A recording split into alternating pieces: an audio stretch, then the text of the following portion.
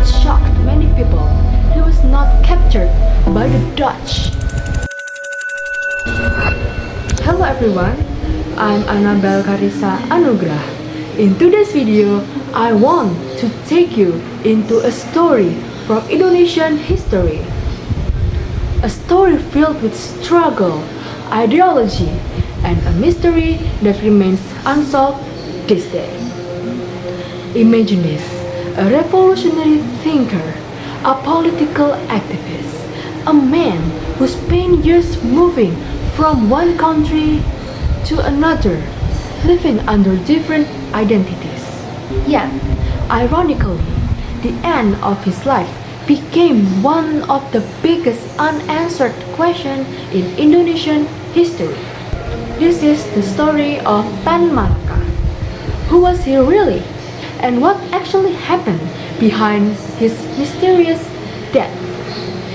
Tan Malaka was born with the name Sultan Ibrahim on 20 June 1897 in Nagari Padang Gadang, West Sumatra. He came from a respected Minangkabau family. His father was Rasad Syaniago and his mother was Sina Simabur. Because of his family background, Sultan Ibrahim had access to education, something very rare for native Indonesians during the Dutch colonial era.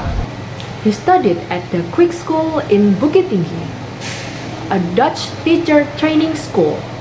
From a young age, he was known as exceptionally intelligent student. His academic performance stood out. He consistently achieved top scores and quickly gained attention from his teachers.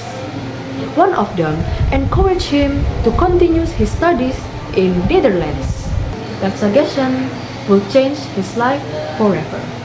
In 1913, after finishing his studies in Bukit Tinggi, Sultan Ibrahim returned to his hometown.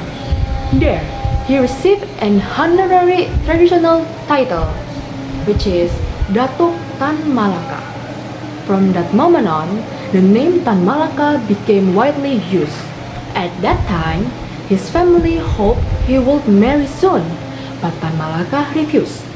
He believed his journey and only just begun, and that education was his true priority. He eventually left for the Netherlands to study at a teacher training institution.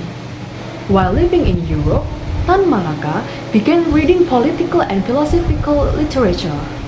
It was during this period that he became interested in socialism and communism. These ideas would later shape his political path. In 1919, Tan Malaka graduated from his studies. Soon after, he worked as a teacher at a plantation area in Tanjung Morawa, North Sumatra. But this experience changed everything. For the first time, he directly witnessed social inequality. Children of plantation workers had little to no access to education. Laborers were treated unfairly under colonial systems. This reality deeply affected him. Tan Malaka began writing criticism against the Dutch colonial government.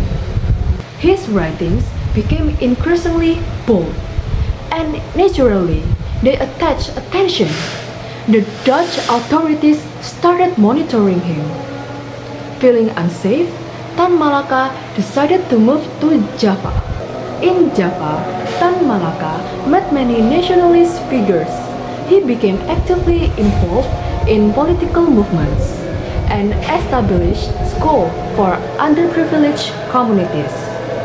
These schools grew rapidly. For many ordinary people, this was their first opportunity to receive formal education. However, political tensions were rising. The organization he worked with eventually split due to ideological differences. Tan Malaka aligned himself with the left-wing movement. Influenced by the socialist ideas he had studied in Europe, By 1921, he had become one of the important figures in Indonesia's communist movement.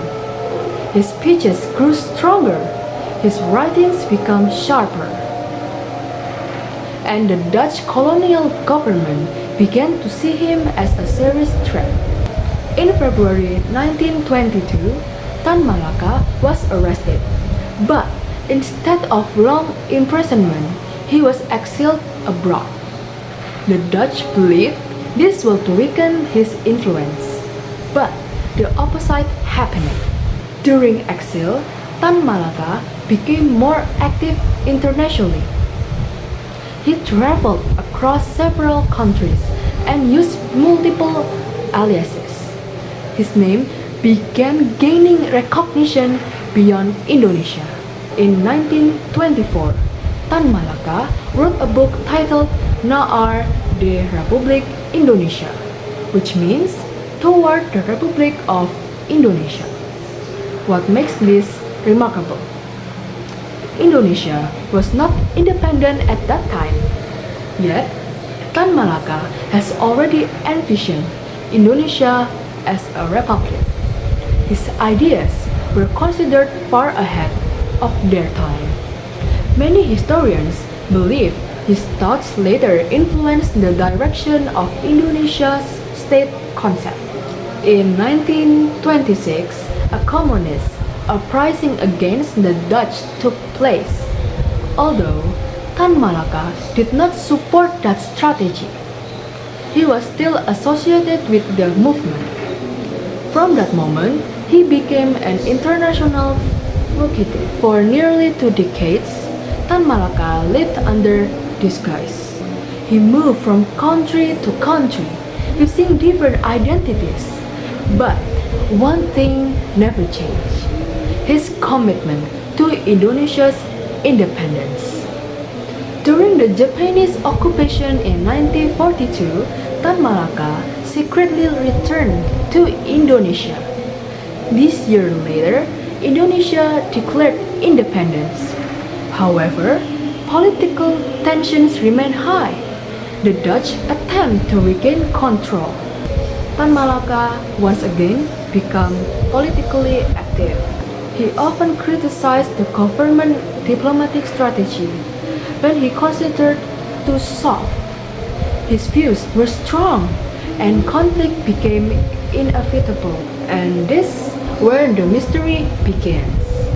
On 21 February 1949, Tan Malaka was captured in Kediri, East Java. But what shocked many people, he was not captured by the Dutch. He was captured by Indonesian forces. Without a formal trial, Tan Malaka was executed. After that, his body disappeared from historical records. For decades, no one truly knew where he was buried. For decades, no one truly knew where he was buried. It wasn't until 2009 that historical research suggested a possible burial site. But even today, many questions remain unanswered. Tan Malaka's story is not just about politics, it is about ideology struggle and the complexity of history itself. He was a brilliant thinker, a revolutionary figure, yet the end of his life remains uncertain. Are you curious about the mystery behind Tan Malaka's death? If you enjoyed this video, next time I can continue the story in part 2 because there are still many hidden facts waiting to be explored. That's all that I can say. Thank you for watching this video. Bye bye.